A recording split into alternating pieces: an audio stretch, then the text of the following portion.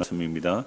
또 그가 내게 말하기를 이 말은 신실하고 참된지라 주 곧 선지자들의 영의 하나님이 그의 종들에게 반드시 속히 되어질 일을 보이시려고 그의 천사를 보내셨도다.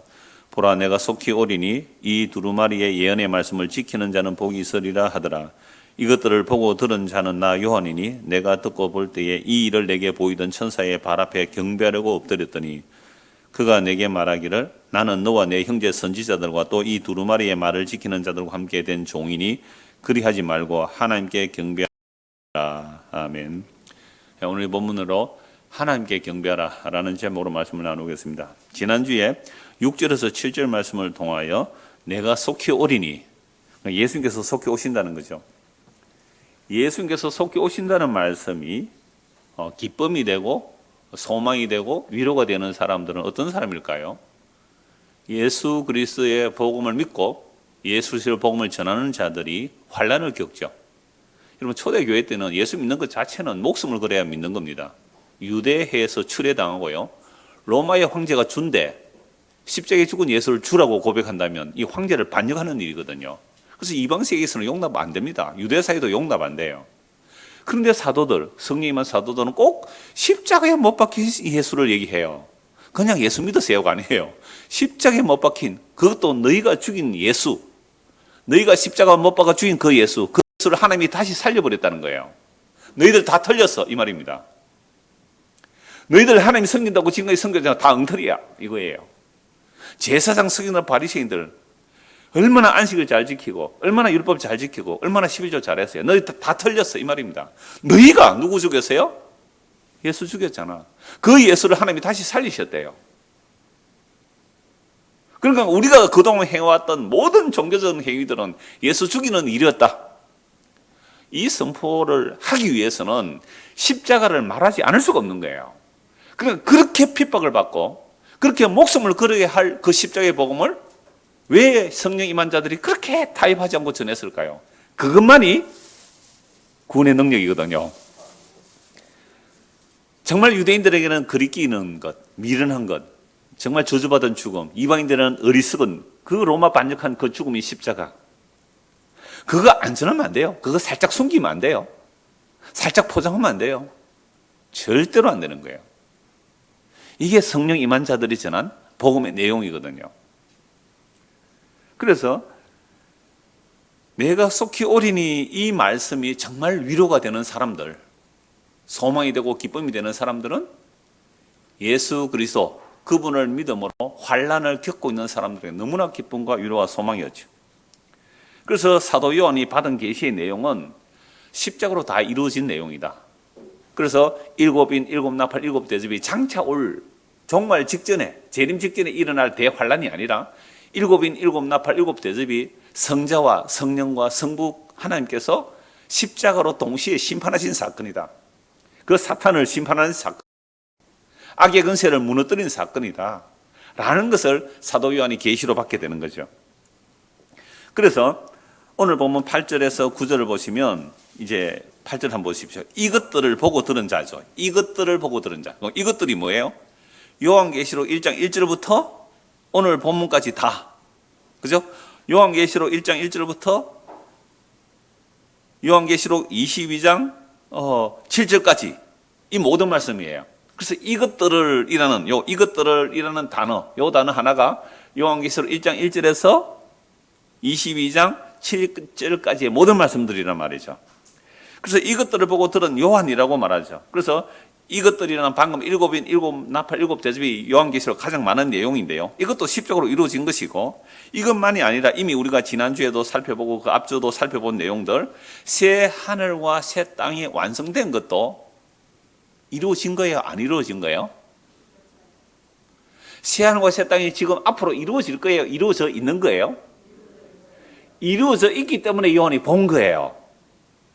그러니까 요한이 새하늘과 새 땅에 이끌려 올라가서 그것을 본 것은 장차 이루어질 일을 모형이나 모델로 보여준 게 아니고 실제로 예수님의 십자가의 그 완성이 새하늘과 새 땅의 완성임을, 실체가 완성되어 있음을 눈으로 보고 왔다니까요.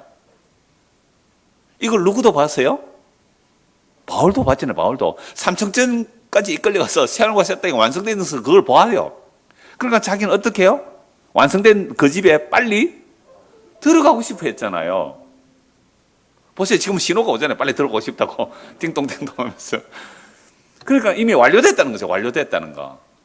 이게 복음이 주는 안식과 자유거든요.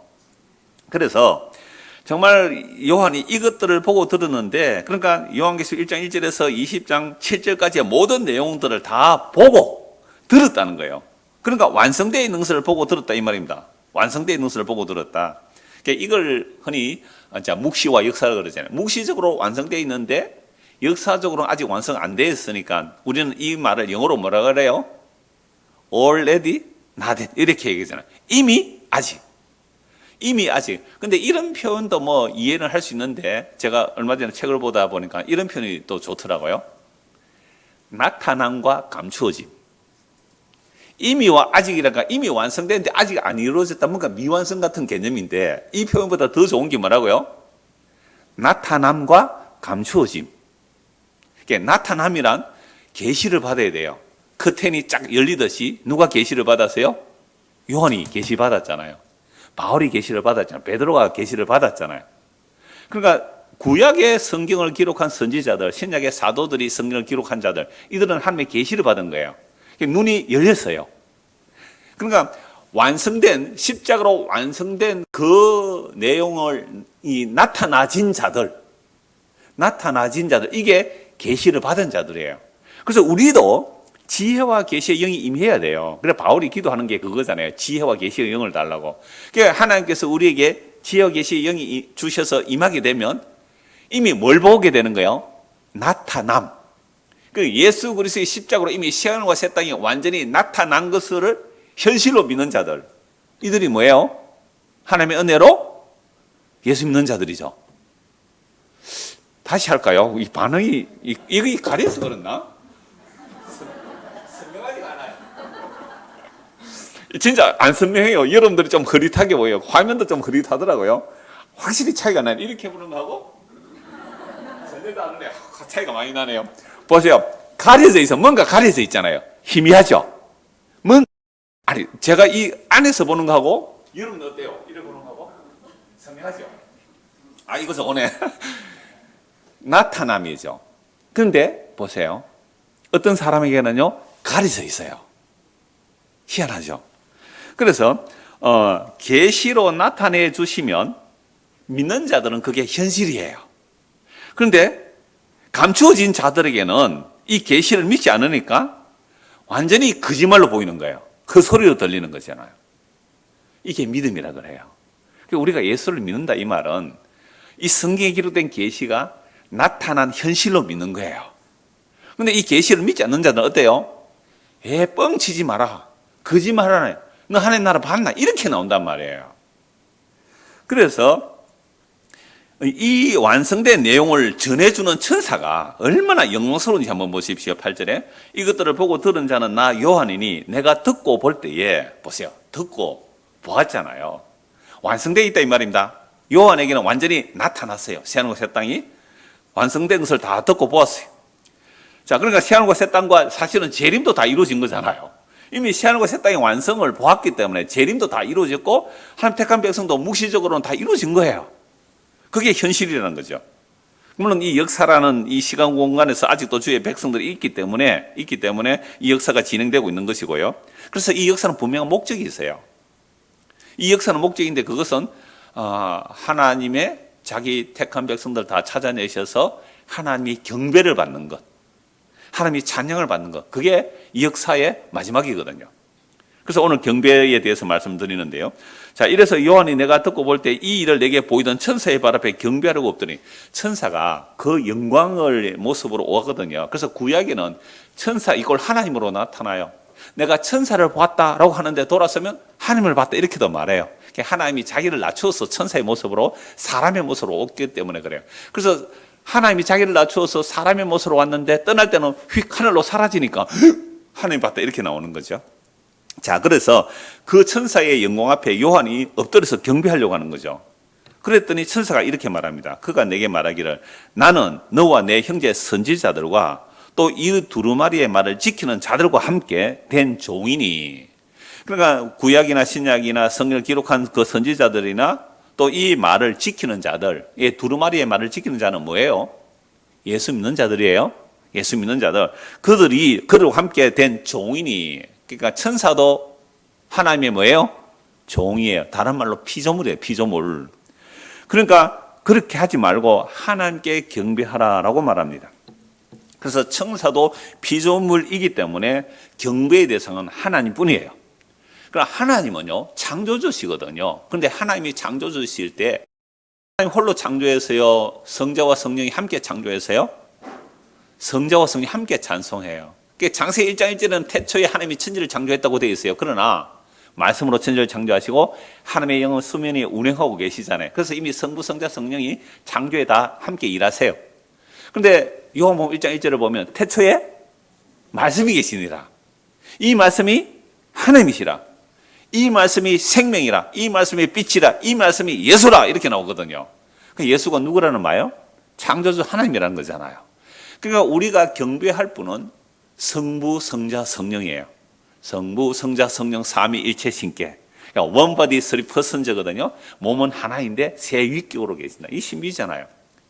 그래서 성부, 성자, 성령 하나님께만 경배해야 돼요. 하나님께만 경배해야 돼요. 물론 경배를 받는 분으로 드러나는 분은 보좌에 계신 이와 어린 양인데요. 그래서 성령은 겸손한 영이다 이렇게도 표현을 해요. 그러나 성부, 성자, 성령 하나님만 경배 받으셔야 되고 다른 모든 피조물들은 하나님께 경배하며 마땅해요. 그래서 하나님께서 천지를 창조하셨기 때문에 우리가 경배에 마땅해요. 그래서 경배라는 말 또는 예배라는 말, 우리 한문어로 풀으면 이러게요. 경배라는 것은 존경하여 겸손히 절하는 거예요. 그래서 경배, 존경할 경자고 절할 배자예요. 절배자거든요. 예배도 마찬가지예요. 예를 갖추어 절한다는 개념이거든요. 그래서 우리가 제가 전에 한두 번 말씀드렸는데 그 실천신학 예배학 시간에서 예배가 뭐냐라고 할 때만 이런저런 말을 하니까 어떤 교수가 지나가다가 뭐라고 했다고요? 예배는 언약의 갱신이다. 예. 참 새롭게 들린 말인데요. 오늘 우리가 예배하잖아요. 뭐 한다고요? 언약을 갱신하는 거예요. 언약을 새롭게 한다 이런 개념이 되는 거죠. 자, 그래서 일단 한문적인 뜻은 경배라는 것은 존경하여 겸손히 절한다. 예배라는 말도 예를 갖춰 절한다는 뜻인데요. 경배라는 단어가 성경 전체에서 105번 정도 나오고 예배라는 말이 한 36번 나오는데요. 본문에 나오는 오늘 경배, 헬라어로 경배라는 단어. 그러니까 하나님께 경배하라. 하나님께 경배하라라는 이 경배라는 단어가 헬라어로는요. 프로스키네오라는 두 단어예요. 합해졌는데 프로스키네오. 프로스는 뭐에 대하여 또는 뭐 앞으로라는 전치사이고요. 키네오는 무슨 뜻일까요? 제가 복음 칼럼란에 오래전에 올려놨는데 그거 보신 분은 아실 건데 개예요. 개. 개가 뭐 앞으로 딱 엎드린 상태. 요걸 예배의 자세, 경배의 자세예요. 그래서 경배나 예배의 단어는 개가 주인 앞에 납작 엎드려 있는 그 상태. 이게 경배와 예배라는 단어예요. 원래 단어 뜻이. 여러분들 개가 주인이 가면 주인 앞에 어떻게 해요? 탁 이렇게 엎드리잖아요. 그래서 이게 예배인데요.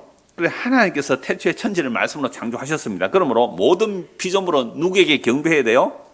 창조주께 경배함이 지극히 마땅합니다. 그래서 사람들에게 자, 여러분들 하나님을 경배하십시오. 장성민, 하나님을 찬양하십시오. 왜요? 내가 왜 해야 돼요? 이렇게 질문을 해요. 하나님이 너를 창조하셨다. 하나님이 너를 창조하셨다. 이러면요. 하나님이 천지를 창조했다고요? 그래, 하나님이 천지를 창조했다. 그런데요.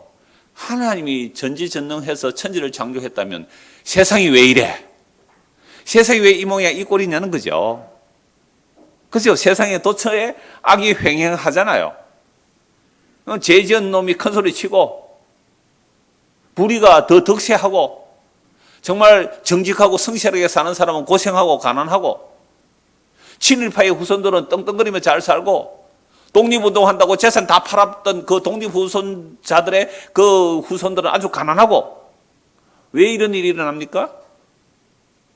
어떻게 악인은 형통하고 정직하고 어렵고 바르게 살려는 의인들은 고난을 받고? 왜 이렇습니까? 세상의 강대국들이 약한 나라를 왜 이렇게 괴롭힙니까? 왜 큰 기업들은 작은 기업을 괴롭힙니까? 힘있는 자는 왜 작은 자를, 약한 자를 괴롭힙니까? 이러고도 하나님이 천지를 창조하신 분 맞나요? 나 하나님 경배할 수 없어요. 대부분 이렇게 말해요. 이렇게 말하는 이유는요, 이 세상 자체가 자기 중심으로 돌아가지 않기 때문에 그래요. 자기 중심으로 돌아가면요, 자기가 그렇게 말하는 사람이 권력자고 힘 있는 자 같으면요, 절대로 그런 말 안 하죠. 어디에 감히 개 돼지들이 대들려고 그러냐고. 이렇게 말한다고요. 개 돼지들은 그냥 주는 밥이나 먹고 살아라. 이렇게 말한다고요. 이게 우리는 어디 위치에 있느냐에 따라 세상을 보는 시각이 달라져요. 이걸 자기 중심성이라 그래요. 셀프 센터. 자기 중심으로 세상을 해석하고 자기 중심으로 세상을 보는 방식. 이런 자들에게 하나님을 경배하세요. 하나님 경배하면 뭐 주는데요? 아, 세상에 복 줘요. 하나님 경배하면 세상에 복 줘요. 천국도 보내줘요. 그럼 한번 믿어줘 볼까? 이거 경배예요, 경배 아니에요? 이건 경배 아니에요. 이건 거래예요, 거래. 이건 신과 거래하는 거예요. 십자가 지신 예수 그리스도 그 앞에 무릎을 꿇어라. 내가 그게 왜 꿇어야 돼요? 이렇게 대드는 세상이란 말이에요. 이게 이미 창세기 3장 이후의 인간이라서 그래요. 여러분, 창세기 시작하자마자 3장에서 이미 타락해버리잖아요. 그럼 뱀의 유혹이죠. 하나님께서 마지막에 사람을 만들잖아요. 사람을 만들고 다른 피조물을 다스리라 그랬어요. 정말 놀라운 특권이잖아요. 다른 피조물을 잘 돌보고 섬기라고. 정말 섬기라는 뜻이에요. 그게 돌보라는 건. 정복, 착취 이런 개념이 아니에요. 제사장이 성막을 지키는 것처럼 그렇게 피조 세계를 지켜야 할 임무를 주셨는데 딱 하나 금령을 내리죠. 딱 하나 금령이 뭐예요? 선악과 먹지 말라. 왜? 하나님과 인간의 차이성이 있어야 되잖아요. 물론 선악과를 통해서 장차 오실 그리스도의 어떻게 의를 이루심을 보여주는 계시의 도구들이지만 우선은 하나의 검령이었죠. 그런데 뱀이 유혹합니다. 너 이거 따먹어. 말씀을 살짝 비틀죠. 절대 안 죽는다. 그리고 너 이거 따먹으면 너도 뭐처럼 되리라? 하나님처럼 되리라. 선악을 따먹었어요. 선악을 아는 일에 하나님처럼 되어버렸어요. 선악의 판단은 하나님만이 하셔야 돼요. 하나님이 선하다면 선이고 하나님이 악하다면 악이에요. 그런데 선악을 따먹고 나니까 하나님이 선하다 그러면 왜요? 제가 왜 선해요? 하나님이 악하다 그러면 왜 제가 악해요? 대들어요. 하나님께. 하나님께서 에서와 야곱을 가지고 뱃속에 있을 때에 하나님은 태어나기도 전에 에서는 미워하고 야곱은 사랑했다. 여러분 이거 받아들일 수 있어요? 이거 받아들일 수 있어요? 우리가 야곱이 아니고 에서라고 하면 받아들일 수 있겠어요? 못 받아들이겠죠. 우리는 다들 야곱이라고 생각하니까 지금 아멘하고 있지. 우리가 에서라고 해보여 이거 받아들일 수 있는지. 하나님이 불의하다. 맞죠? 어떻게 그럴 수 있느냐? 아니 태어나기도 전에 무슨 선이나 악을 행하기도 전에 하나님께서 미워할 자 미워하고 사랑할 자 사랑하고 끝까지 야곱은 온갖 그 야곱은 끝까지 사랑하고 에서 멋있는 사나이, 진짜 에서가 멋있는 사나이예요. 그런 멋진 에서는요 끝까지 미워해버리고. 여러분 이런 하나님을 경배할 수 있어요? 찬송할 수 있어요?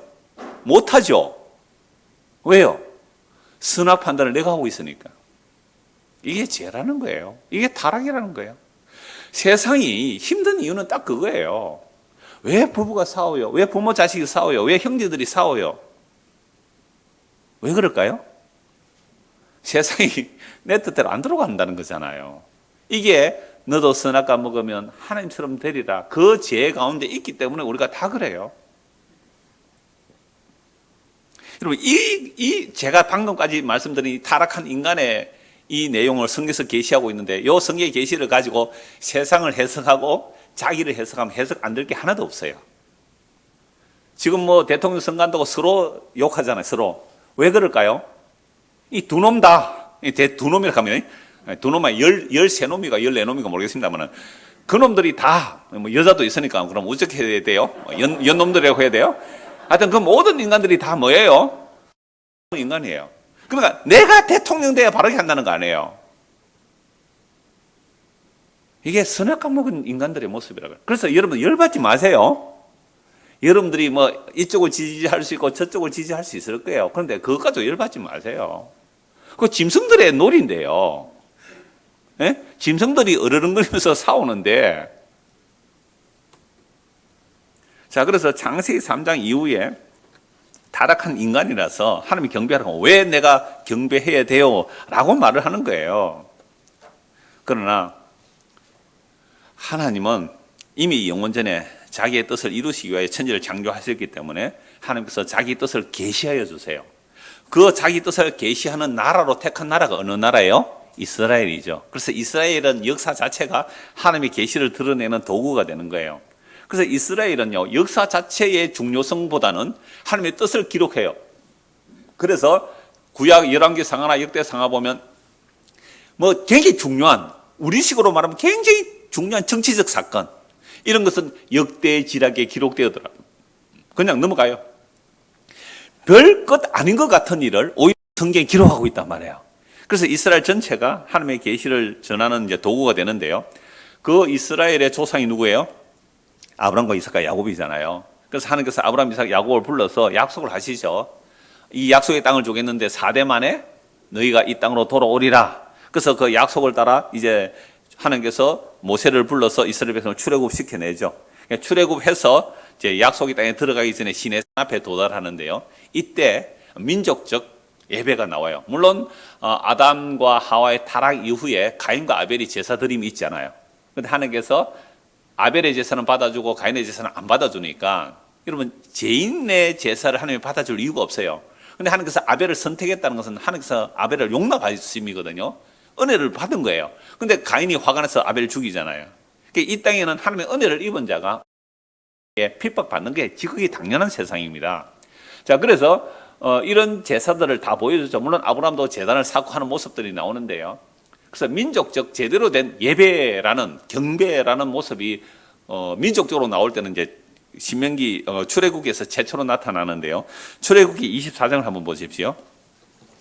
이 경배가 뭔지를 이제 민족적 단위, 이스라엘의 민족적 단위로 경배의 모습이 나오는데, 출애굽기 24장입니다. 1절입니다. 또 모세에게 이르시되 너는 아론과 나답과 아비후와 이스라엘 장로 70명과 함께 여호와께로 올라와 멀리서 경배하고, 이렇게 되어 있죠. 자, 제가 아까 처음 시작할 때에 헬라어로 경배, 예배라는 단어가 누구 앞에 엎드린다 이런 뜻이죠. 누구 앞에 엎드린다. 그러니까 개가 주인 앞에 엎드린다. 그 단어가 경배와 예배 그죠. 그러니까 구약의 이 경배라는 히브리어 단어는 샤하라는 단어인데, 샤하. 이것도 똑같이 엎드리다, 절하다, 굽히다, 부복하다, 굴복하다, 섬기다, 몸을 굽히다, 이런 게. 그러니까 경배라는 것은 다 뭐예요? 엎드려 절하는 거예요. 엎드려 절하세, 엎드려 절하세. 엎드려 경배하는 거예요.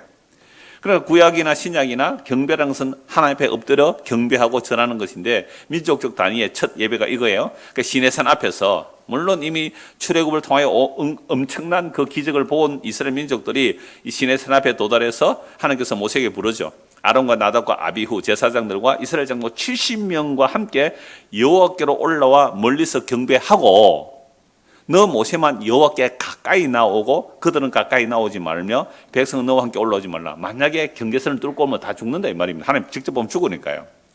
자, 모세가 와서 여호와의 모든 말씀과 그의 모든 율례를 백성에게 전하며 그들이 한 소리로 응답하여 이르되 여호와께서 말씀하신 모든 것을 우리가 준행하겠습니다 라고 해요. 홍해바다 건너왔잖아요. 그 앞에 10가지 재앙 보았잖아요. 구름기둥 불기둥 인도를 받고 왔어요. 만나가 내리고 있어요. 얼마나 엄청난 사건을 보고 있습니까? 그러니까 하나님의 말씀 우리가 다 준행하겠습니다 그러죠. 그래서 모세가 여호와의 모든 말씀을 기록하고 이른 아침에 일어나 산 아래에 제단을 쌓고 이스라엘 12지파대로 12기둥을 세우고 이스라엘 자손의 청년들을 보내어 여호와께 소로 번제와 화목제를 드리게 하고, 모세가 피를 가지고 반은 여러 양푼에 담고 반은 제단에 뿌리고, 보세요. 그 피를 제단과 어디에 뿌리고요? 제단에, 백성들에게 또는 제단에. 그러니까 피로 언약을 체결하는 거죠. 피는 생명을 건 언약입니다. 그래서 언약서를 가져다가 백성에게 낭독하여 듣게 하니 그들이 이르되 여호와의 모든 말씀을 우리가 준행하리이다. 근데 만약 준행 안 하면 어떻게 돼요? 피를 흘렸으니까 죽는다 이 말입니다. 짐승을 잡았다는 것은, 짐승을 잡아 쪼개서 피를 흘렸다는 것은 언약 지키지 않으면 죽는다 이 말이에요. 피를 흘린 언약이에요. 모세가 그 피를 가지고 백성에게 뿌리며 이르되 이는 여호와께서 이 모든 말씀에 대해 너희와 세우는 무슨 피라고요? 언약의 피다. 그래서 모세 언약에 의하면, 율법에 의하면 죄를 지으면 다 뭐예요? 죽어야 되는 거예요. 율법은 하라 하지 말라는 형태로 주어지기 때문에 모세 언약은 다 죽어야 돼요. 근데 놀랍게도 430년 전에 하나님께서 아브라함과 언약을 체결할 때는 어떻게 해요? 하나님 홀로 쪼개진 짐승 사이로 지나가시죠. 타는 횃불 형상으로. 그리고 아브라함에게 언약이 체결되었다 이렇게 말해요. 그러니까 아브라함은 언약을 못 지켜도 하나님은 자기 생명을 걸고 언약 지키겠다는 일방적인 은혜 언약이에요. 그래서 아브라함 언약이 먼저고 모세 언약이 뒤란 말이에요. 그래서 모세 언약을 준 것은 어떤 인간도 자기 행위로 어렵다함을 받을 수 없음을 보여주고, 그래서 율법은 우리를 제 아래 가두어서 하나님의 은혜와 긍휼 아래로 나가도록 율법을 주신 거예요. 근데 이 율법을 다시 자기 치장으로 만든 자들이 율법주의자가 되는 거죠. 오늘날도 마찬가지입니다. 그래서 그 피를 뿌려서, 언약에 피를 뿌려서 언약을 체결하죠. 자, 이제 언약 체결하고 나면요, 언약 체결하면 잔치를 해요. 하나님과 이스라엘 백성 사이에 언약이 체결되는 잔치를 해요. 9절부터 봅시다. 모세와 아론과 나답과 아비후와 이스라엘 장로 70인이 올라가서 이스라엘의 하나님을 보니, 하나님 보면 죽는데 왜 안 죽어요? 피 뿌렸잖아요. 언약에 피를 뿌렸기 때문에 하나님 앞에서 먹고 마실 수 있는 거예요. 언약에 피가 없으면 이때 못 나가죠. 그래서 70인 올라가서 이스라엘 하나님을 보니, 그런데 보는데 어느 정도까지밖에 못 봐요? 제가 전에 이 말씀 한번 드렸어요. 요한계시록 하면서. 그의 뭐예요? 발까지밖에 못 봐요. 구약에서는 그의 발까지밖에 못 봐요. 그의 발 아래는 청옥을 편돈하고, 우리가 유리바다 건너가 그 얘기할 때 이 말씀 드렸잖아요. 그 발 앞에 청옥을 편돈하고 하늘같이 청명하더라. 그러니까 하나님의 발 앞에서 먹고 마시는 게 예배예요. 구약의 경배가 뭐예요? 하나님의 발 앞에 엎드리고 하나님의 발 앞에 언약의 피 때문에 하나님 앞에서 먹고 마시는 것, 이게 경배와 예배예요. 그래서 이스라엘 하늘을 보니 그의 발 안에는 청옥을 편듯하고 하늘같이 청명하더라. 하나님이 이스라엘 자손들의 존귀한 자들에게 뭘 안 했다고요? 손을 대지 않았다는 거예요. 왜 손을 안 댔어요? 언약의 핏뿌림이 있어서. 하나님을 보면 다 죽어요. 근데 하나님 손을 안 댔대요. 언약의 핏뿌림 때문에 손을 대지 아니하였고 그들은 하나님을 뵙고 뭐 했다고요? 먹고 마셨더라. 여러분, 거룩하신 하나님 앞에서 안 죽고 먹고 마실 수 있는 거, 새하늘과 새 땅에서 생명의 양식을 먹고 마시는 것이고요. 오늘 지금 이 시간에는 예수라는 살과 피를 먹고 마시는 거예요, 우리가. 이게 예배의 모습이에요. 이게 예배. 자, 그런데 우리가 익히 잘 아는 대로 모세가 언약 이제 체결서를 받으러 하나님 앞에 갔다가 40일 동안 안 오니까 그 사이에 밑에서는 뭐 하고 있습니까? 금송아지 섬기죠. 금송아지 섬길 때 이렇게 말해요. 사람들이 아론에게, 아니 모세는 산에 올라가서 죽은지 사는지 모르겠고 우리가 신이 없다, 섬길 신이 없다. 그러니까 애굽에서 우리를 인도하여 낸 그 여호와 하나님을 형상을 만들어 달라 이렇게 말했어요. 그래서 만들어낸 게 뭐예요? 금송아지를 섬겨버렸죠. 우상숭배하고 있어요. 그래서 모세가 내려가서 그 언약의 돌판을 깨뜨려 버리죠. 언약의 돌판이 안 깨어지면 그들 다 죽었어요. 너는 나 외에 다른 신을 두지 말라. 어떤 형상도 섬기지 말라 하는데 형상 섬기고 있잖아요. 그래서 40년을 지나면서 이스라엘 죄들이 그냥 다 드러나요. 그리고 마지막 이제 모세가 약속의 땅에 들어가기 전에 언약을 갱신해요. 예배가 뭐라 그랬어요? 언약을 새롭게 하는 거죠. 신명기 4장 한번 보십시오. 신명기 4장입니다. 이제 40년 지났습니다. 신명기 4장 15절입니다. 신명기 4장 15절. 여호와께서 호렙산 불길 중에서 너에게 말씀하시던 날, 이게 시내산 언약이죠. 피 뿌려서 언약 체결했잖아요. 언약 체결하고 40일도 안 돼서 이스라엘 백성은 뭐 했다고요? 금송아지 섬기더라 이 말입니다. 여호와께서 호렙산 불길 중에서 너에게 말씀하시던 날에 너희가 어떤 형상도 보지 못하였은즉 너는 깊이 삼가라. 여호와 하나님의 형상을 안 보여줘요? 안 보여줬잖아요. 형상을 보여주지 않았단 말이에요. 그냥 발만 봤죠, 발만. 그 발만 봤는데도 불구하고 하나님 앞에서 먹고 마셨다라고 말씀하고 있죠. 자, 그리하여 스스로 부패하여 자기를 위해 어떤 형상대로든지 우상을 새겨 만들지 말라.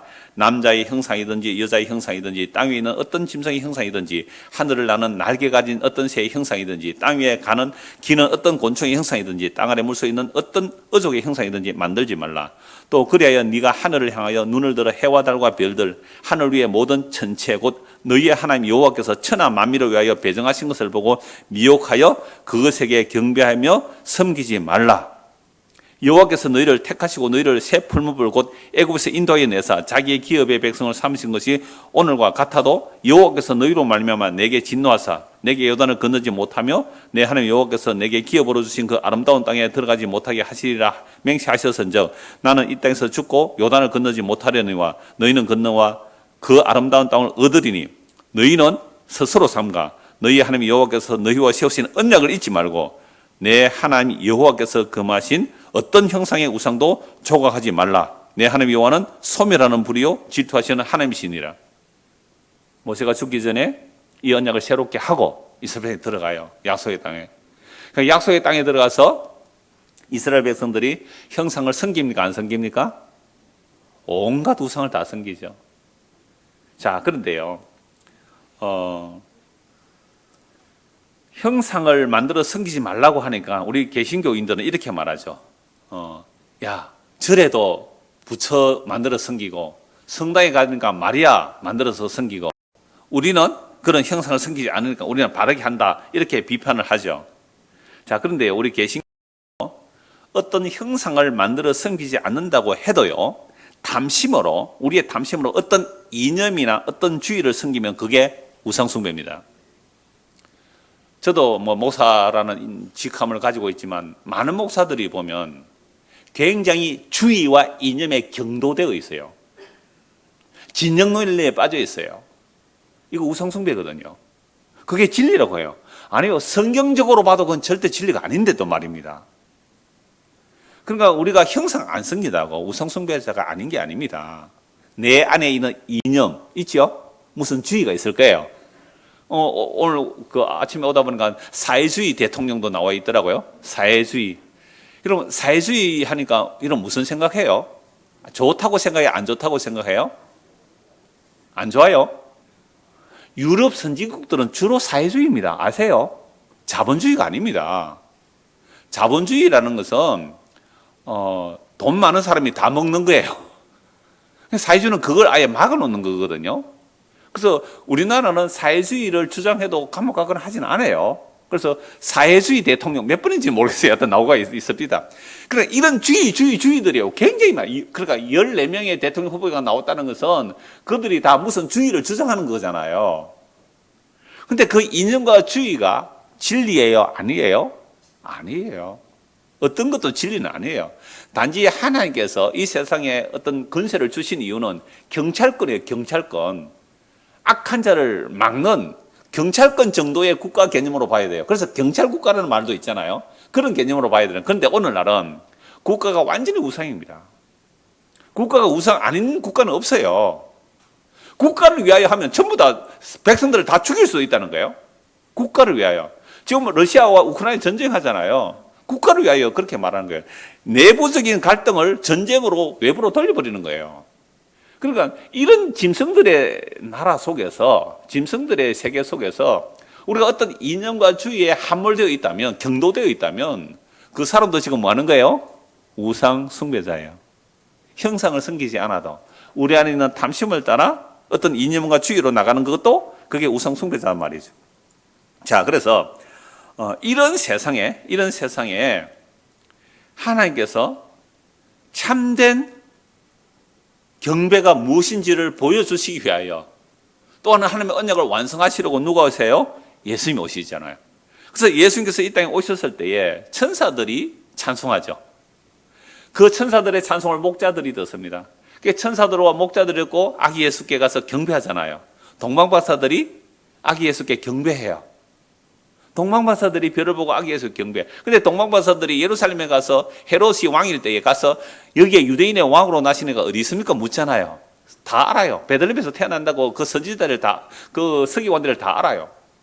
그러니까 이 헤롯이 뭐라 그래요? 동방박사들 보고 당신이 유대인의 왕을 찾거든 나에게도 말해주세요. 그럼 나도 뭐 하러 가겠다고요? 경배하러 가겠다고요. 그럼 헤롯이 메시아 경배하러 가겠다는 말은 무슨 말이에요? 속으로는 죽이겠다는 거예요. 죽이겠다는 거. 오늘 우리가 하나님을 경배하러 왔습니까? 그건 안 왔구나. 경배하러.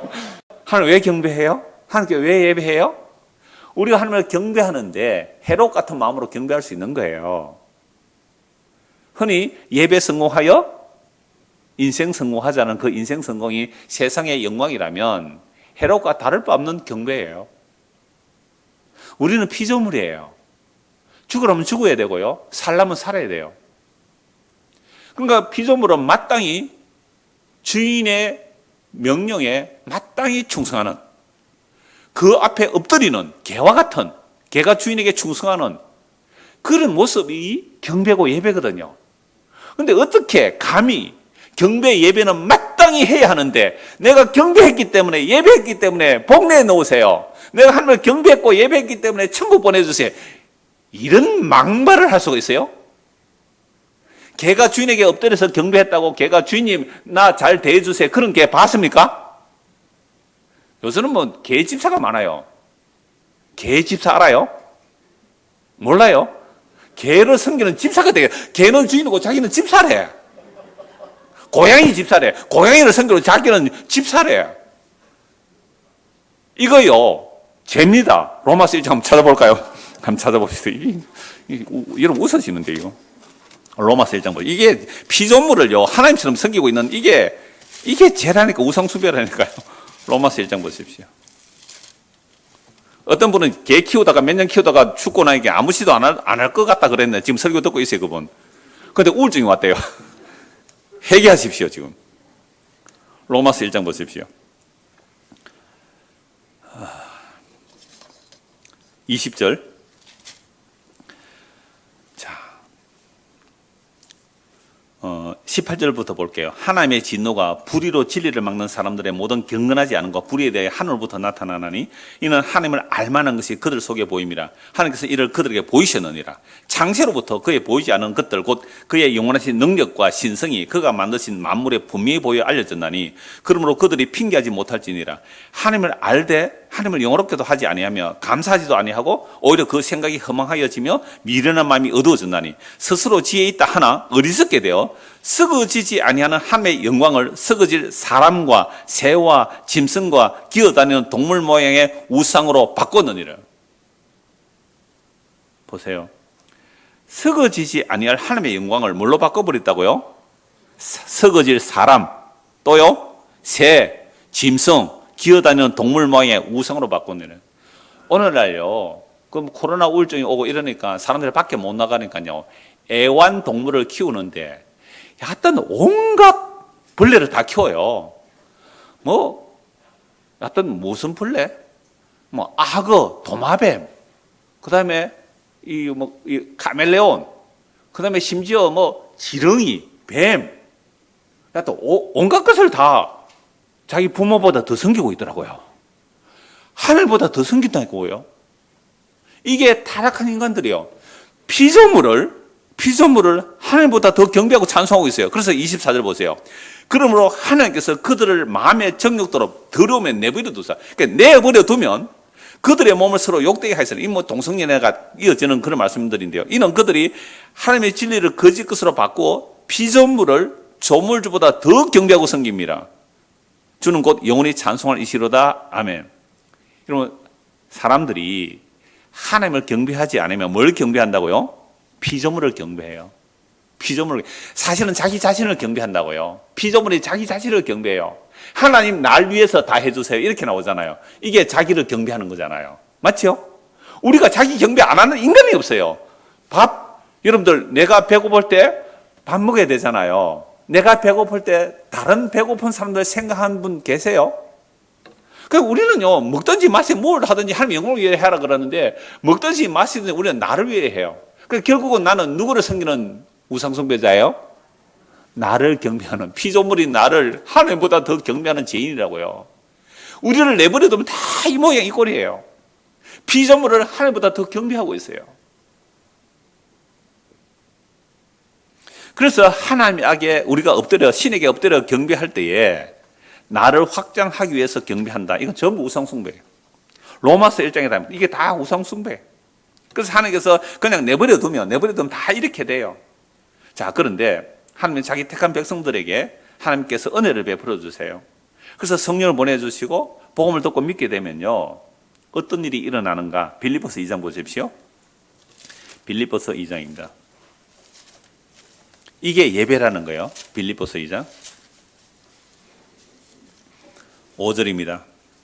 너희 안에 이 마음을 품으라고 그리스도 예수의 마음이니 그는 근본 하나님의 본체시나 하나님과 동등됨을 취할 것으로 여기지 아니하시고 오히려 자기를 비워 종의 형체를 가지사 사람들과 같이 되셨고 사람의 모양으로 나타나사 자기를 낮추시고 죽기까지 복종하셨으니 곧 십자가에 죽으심이라.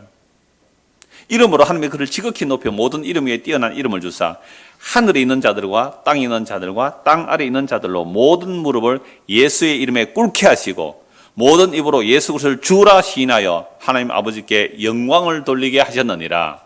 이 역사 속에서, 물론 저 천국 가서도 마찬가지겠지만 이 역사 속에서 하나님께 영광 돌리는 예배, 하나님께 영광 돌리는 경배가 뭐예요? 십자가에 죽은 예수, 그 예수의 이름 앞에 무릎을 꿇는 것, 이게 경배입니다. 그런데 누가 죽였어요? 내가, 네가. 예수를 죽인 자가 내예요. 내 욕심, 내 죄, 죄를 알지도 못하신 분에게 죄를 삼으신 것은 우리가 예수 그리스도 안에서 하나님의 의가 되게 하려 하심이라. 그래서 우리는 예수의 이름 앞에 무릎을 꿇는 것, 이게 경배예요. 이게 예배라니까요.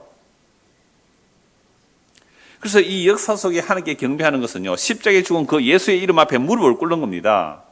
예수 그리스도를 주라고 시인함이 하나님께 영광이 됩니다. 그런데 누가 이렇게 할 수 있겠어요? 아까도 말씀드렸습니다. 십자가 지신 예수님은요, 유대인들이 보기에 저주받아 죽은 죽음이에요. 이방인들이 보면 로마를 반직한 미련하고 어리석은 죽음인데 누가 그런 예수님을 주와 그리스도로 믿을 수 있겠습니까? 그러므로 오직 하나님의 은혜로 예수를 믿게 되는데, 예수님의 그 공생애 중에 그런 자들 몇 사람 말씀드릴게요. 이 성경 안 찾아도 잘 아는 내용이니까. 여러분 찾지는 마십시오. 이름 다 아시는 내용이에요. 요한복음 4장에 보면 사마리아 우물가에 여인이 있죠. 얼마 전에 남편 며칠이라고요? 6시간인데 이 남편을 지금 6번째 남편하고 사는데도 그 남편이 자기 남편이 아닌 그 여자 예수님 찾아가시잖아요. 그래서 예배에 관해서 말씀하시는 거예요. 이 여자가 예수님께 질문해요. 당신 선지자 같은데 우리는 이 사마리아 여기서 예배 드린다는데 당신은 예루살렘 예배 드린다는데 어디서 예배 드리는 게 맞아요? 예수님 뭐라고 말씀하세요? 사마리아도 아니고 예루살렘도 아니고 장소가 아니라는 말이죠. 하나님께서 예배하는 자를 찾으시는데 이때라 그랬거든. 이때는 예수님이 계시는 거예요. 그래서 하나님을 예배하는 자라 영과 진리로 예배한다. 진리가 누구예요? 예수님이죠. 영은요, 예수의 말씀이 영이에요. 그래서 내 말이고 영이라 했는데 예수님이 십자가에 죽으시고 부활성천하셔서 성령을 보내주세요. 그 성령이 영인데요, 그 성령께서 기록된 이 말씀이 진리의 말씀으로 우리에게 확인시켜줘요. 그럼 오늘 우리가 들은 말씀들 있잖아요. 와, 나는 그동안 우상숭배자였군요. 나는 우상숭배자였군요. 이 우상숭배의 죄를 예수님이 대신 십자가로 대신 담당하셨군요. 하고 예수님, 나는 당신 앞에 참으로 죄인입니다 하고 엎드리는 자, 이게 영과 진리로 예배하는 거예요. 예수님께서 그 여자를 찾아가셨다고요? 예수님 그 여자를 찾아가셨어요. 마태복음 15장에 보면요, 가나안 여인으로 나오는데 이 수로보니 여인, 그 이방인이란 말이죠. 유대인 아니에요. 정통 유대인도 아니에요. 그 여자가 자기 딸이 귀신 들려 있기 때문에 예수 소문 듣고 와서 다윗의 자손이여 나를 불쌍히 여기소서, 크게 소리나, 다윗의 자손이여 나를 불쌍히 여기소서, 내 딸이 흉악한 귀신 들렸습니다. 예수님이 한 말씀도 대답 안 하세요. 그러니까 제자들이 예수님 저 여자 어떻게 좀 해주세요 이렇게 말해요. 예수님 저 여자 좀 어떻게 해주세요. 그러니까 예수님이 이렇게 말해요. 나는 이스라엘의 집에 잃어버린 양 외에는 다른 데로 보내서 받지 않았다라고 말해요. 그러니까 나는 너 관심 없다 이 말이거든요. 완전 우리식으로 말하면 개무시. 예수님께 개무시했었어요. 여러분 그럼 어떻게 하겠어요?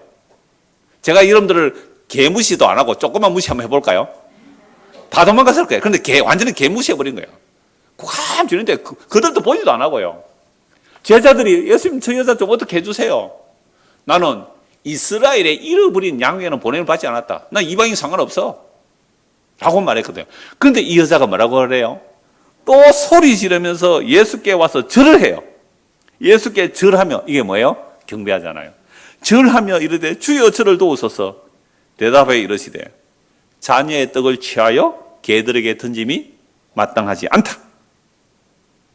여러분 이 소리 들으면 어떻게 하겠어요? 혜민아 이 소리 들으면 너 어떻게 하겠니? 어떻게 이 XX 같은 야 정말 예수님께서 어떻게 이렇게 무시할 수 있어요? 그냥 리얼하게 하죠. 이 개 같은 년아 이 말이잖아요. 나는 너에게 줄 떡 없어 이 얘기를 했거든요. 여러분 인간의 최종적인 죄가 뭐예요? 자존심인데 그냥 완전히 자존심을 짓밟아도 이렇게 짓밟을 수 없어요. 예수님이. 대답을 이르시되 자녀의 떡을 취하여 개들에게 던짐이 마땅하지 아니하니라. 여자가 이르되 주여 올소이다. 뭐라는 말이에요? 나는 개 같은 여자가 맞습니다. 우리나라 개는요, 식용개도 있습니까? 우리나라 개는요, 진짜 상전이에요. 주인이 집사가 되고 개를 섬긴다니까요. 스스로 개 집사 자처하는 사람 많아요, 지금. 근데요, 유대사의 개는요, 가장 경멸하는 단어예요. 경멸하는 단어. 유대인들은 개를 먹지 않습니다. 그러니까 완전히 어슬렁거리며 다니는 우리나라에서는 가장 천한 욕이 뭐겠어요? 유대 사회에서는 개라는 것은요, 진짜 경멸의 단어거든요. 경멸의 단어예요. 그래서 바울도 개들을 삼가라 그랬잖아요. 가장 경멸스러운 단어가 개거든요. 근데 여자를 보고 주인의 아들이 먹는 떡을 개들에게 던짐이 마땅하지 않다. 주여 옳습니다. 주여 옳습니다. 그런데 주님, 그 개들도 주인의 상에서 떨어지는 떡 부스러기는 먹지 않습니까? 예수님께서 여자에게 뭐라고 말씀하세요? 여자여 내 믿음이 크도다. 네 소원대로 되리라. 그래서 딸이 낳았거든요. 진짜 예배자가 누구예요? 이 수로보니게 여인이에요. 주여 개들도 주인의 상에서 떡 부스러기를 먹지 않습니까? 내 믿음이 크도다. 여러분 예수님께서 믿음이 크다는 여자는 이 사람뿐이었어요. 물론 이방 백부 중도 믿음이 크다고 했고요. 오늘 우리가 예배한다는 것은요, 경배한다는 거 아까 처음에 말씀드렸잖아요. 뭐요? 개가 주인 앞에 엎드림이에요. 이 스로보니언이 자기를 개로 인정하고 예수의 발 앞에 엎드렸다고요.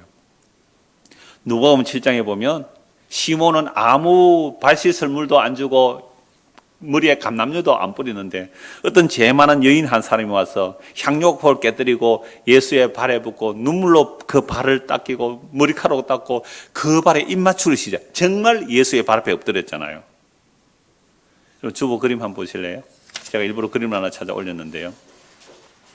그게 누가복음 7장의 내용이거든요. 예수의 등 뒤에 발 곁에 서더니 울면서 눈물로 그 발을 적시고 자기 머리털로 닦고 그 발에 입 맞추고 향유를 발랐다. 그리고 예수께서 그 여자에게 말씀하셨다. 네 죄가 용서받았다. 많이 사함받은 자가 많이 사랑한다. 시몬 너는 나에게 물 씻을 발도 안 준대. 이 여인을 보라. 이 여자가 지금 뭐 하는 거예요? 예배하는 거예요. 경배하는 거예요. 예수의 발 앞에. 그래서 오늘 저와 여러분들이 예배로 모였다라는 것은요, 이 수르보니게 여인이나 누가복음 7장에 이런 여인의 모습이에요. 그래서 예수의 발 앞에 엎드리는 것. 이런 자들이 모인 곳이 예배하는 이 역사 속에서의 교회예요. 이 마음이 아니라면 우리는 예배 아니에요. 나 오늘도 뭘 바쳤는데요. 나 오늘도 시간 들였는데요. 뭘 했는데요. 아니, 지금 이 당연한 일을 왜 그래요? 당연한 일. 안 하는 게 죄예요. 안 하는 게. 창조주 하나님이세요. 지극히 당연한 예배란 말이에요. 그래서 정말 우리가 하나님의 은혜를 입어 예수를 믿게 되면 정말 우리 마음에 그 히브리서 10장 22절 25절 읽어드릴게요. 우리가 마음에 뿌림을 받아 악한 양심으로부터 벗어나고 몸은 맑은 물로 씻음을 받았으니 곧 참 마음과 온전한 믿음으로 하나님께 나아가자. 또 약속하신 이는 믿으시니 우리가 믿는 도리의 소망을 움직이지 말며 굳게 잡고 서로 돌아보아 사랑과 선행을 격려하며 모이기를 피하는 자들의 어떤 습관과 같이 하지 말고 오직 그날이 가까이 오물 볼수록 더욱 그리하자. 그날이 뭐예요? 예수님 다시 오시는 그날을 바라볼수록 우리는 더욱 모이기를 힘쓰라는 거예요. 뭐 하기 위해서요? 예배하기 위하여. 그 예배가 뭐라고요? 스르보니의 여인처럼, 누가복음 7장의 그 죄 많은 여인처럼 그 주님 앞에 용서를 받았기에, 그 용서를 받았기에 예수의 발 앞에 엎드려 그 발 앞에 입 맞추시지 않는 그 모습, 그게 이 역사 속의 예배예요. 이런 자들은 완성된 영광의 나라에서 예배에 참여하게 되는데요. 계시록 5장 보십시오. 마지막 성경 구절입니다. 계시록 5장 11절. 이게 예배라는 거죠. 앞에서 이미 말씀드렸기 때문에 계시록 5장 11절 4장 5장이 다 그 하늘에 있는 예배를 말해요. 하늘에 있는 예배. 그러니까 보좌가 있고요. 24 생물이 둘러 있고 24장로가 엎드려 경배하는 내용이거든요. 그 경배하는 내용. 여러분, 지금 이 땅에서 자기가 개 같은 자임을 알고 죄 많은 여인인 줄 알고 예수님의 그 용서를 받았기에 예수의 발 앞에 엎드리는 자들, 그죠? 이들이 완성된 그 예배의 모습을 요한계시록 4장 5장이 아주 선명히 드러나고 있어요. 그러니까 보좌와 어린 양께 네 생물이 둘러서고 24장로가 둘러서요. 24장로는 구약과 신약의 모든 구원받은 자들이거든요. 그리고 그 뒤에 천사들이에요. 그러니까 천국에 가면 서열이 우리가 천사보다 높아요. 물론 천국의 서열이라고 표현해서 그렇지만 천국에 가면 천사들은 믿는 자를 섬기는 자들이에요. 오히려 우리가 천사보다 더 가까이 주를 경배한다고요. 예수님은 몸으로 오신 이유가 자기 피 흘려서 자기 백성을 구속해 샀거든요. 천사를 위해서 피 흘리지 않았단 말이에요. 천사는 타락하면 그걸로 영원한 심판이에요. 그러니까 천사들은 그 뒤에 천만만의 천사를 둘러서고요. 그 밖으로 모든 피조물이 보좌에 계시는 어린 양께 찬송해요. 그래서 계시록 5장 11절 보십시오. 내가 또 보고 들음에, 보세요. 요한은 이미 다 보고 들었어요. 뭐 하는 것을? 마지막 이 역사가 끝나고 하늘에서 하나님을 제대로 경배하고 찬송하는 모습을 이미 다 보고 들었어요. 지금 하늘에서 이렇게 이루어지고 있어요. 그래서 이걸 보고 들으면 보좌와 생물들과 장로들을 둘러선 많은 천사의 음성이 있으니, 앞에서는 네 생물 24장로 다 있어요. 그 뒤에 천사가 둘러서 있어요. 그 수가 만만이고 천천이라 큰 음성으로 이르되, 같이 읽읍시다. 죽임을 당하신 어린 양은 능력과 부와 지혜와 힘과 존귀와 영광과 찬송을 받으시기에 합당하도다 하더라. 보세요. 죽임당하는 어린 양이잖아요. 죽임당하는 어린 양.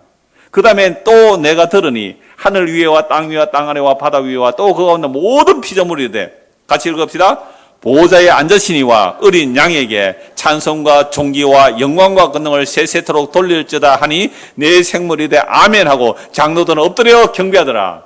이 24장로 안에 우리가 포함되어 있다는 거예요. 얼마나 영광스러운 자리입니까? 얼마나 놀라운 자리예요. 이러한 경배의 완성이 요한계시록 4장 5장에 다 나오는데요. 이런 경배의 자리에 참여함이 성도에게 영원한 영생이며, 이게 성도에게 영원한 영광이며, 그 은혜와 진리가 충만함 속에 살아가는 천국의 실제예요. 이게 그 영광에 참여함이 이미 완성되어 있기에 성도는 이 땅의 삶이 비참하고 힘들고 어려울지라도, 비록 죽음의 위협 앞에 놓여 있다 할지라도 우리는 이 소망으로 인하여 넉넉하게 이 세상을 이겨나가는 겁니다. 이게 경배하는 자들의 모습이에요. 이 하나님을 예배하는 은혜가 우리 모두에게 임하기를 소원합니다. 기도하겠습니다. 하나님 아버지, 이 역사 속에 하나님을 경배하는 것은 죽임당하는 어린 양 예수 그리스도, 그분의 발 앞에 엎드리는 스루보니가 여인과 같고 죄만한 여인과 같은 모습이 참된 예배자의 모습입니다. 예배는 피조물이 마땅히 경배에 들려야 하지만 우리는 예배를 하는가 거리하는 우상 숭배의 자리로 만들어버린 것을 회개합니다. 주 예수의 보혈의 능력이 오늘도 우리 안에 흘러차고 넘쳐서 정말 그 주님의 발 앞에 엎드리는 참된 예배자로 살아갈 수 있도록 은혜를 베풀어 주시오. 예수 그리스도 이름 받들어 기도드리옵나이다. 아멘.